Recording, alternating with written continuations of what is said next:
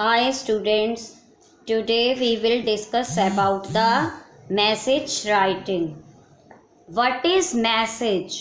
Message एक very short composition होता है जिसे हम informal way में लिखते हैं। अब इसका यूज़ क्यों करते हैं?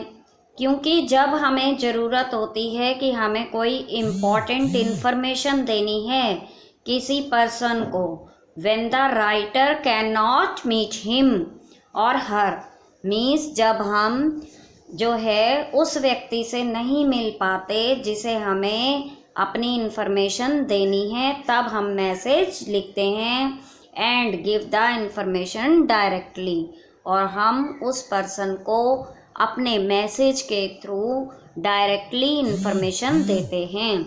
So the definition of message is a message is a very short composition written in an informal way. It is used for conveying some important information to a person when the writer cannot meet him or her and give the information directly. Now, what is the purpose of writing messages? हम कई तरीक़ों के लिए messages को लिखते हैं। अगर हमें किसी से रिक्वेस्ट करनी है किसी काम को करने के लिए, अगर हमें किसी को इम्पोर्टेंट इन्फॉर्मेशन देनी है तो हम मैसेज लिखते हैं।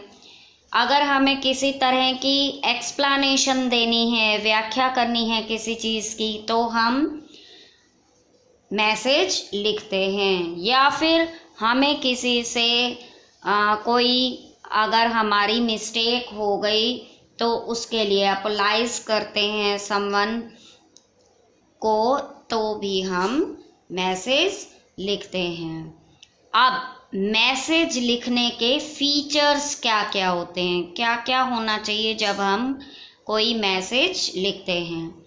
It must be short, means ये बहुत शॉर्ट होना चाहिए और इम्पॉर्टेंट डिटेल और रेलिवेंट इन्फॉर्मेशन जो है वो ब्रीफ में डिस्क्राइब होनी चाहिए, यानी बहुत ही कम शब्दों में अपनी बात को, जो इम्पॉर्टेंट इन्फॉर्मेशन है, उसे देना।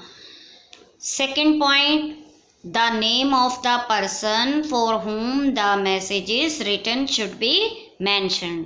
जिसे हम मैसेज लिख रहे हैं उस पर्सन का नेम मेंशन होना ज़रूरी है। The name of the writer of the message should be mentioned, यानी जब हम किसी को मैसेज लिख रहे हैं तो ये भी मालूम होना चाहिए कि हम कौन हैं, तो अपना नाम लिखना भी ज़रूरी है, यानी जो मैसेज लिख रहा है उसका नाम होना ज़रूरी है। Date, time when the message is written should also be mentioned.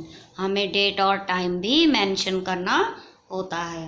A message need not be written in sentences and some articles, conjunction or verbs can be omitted.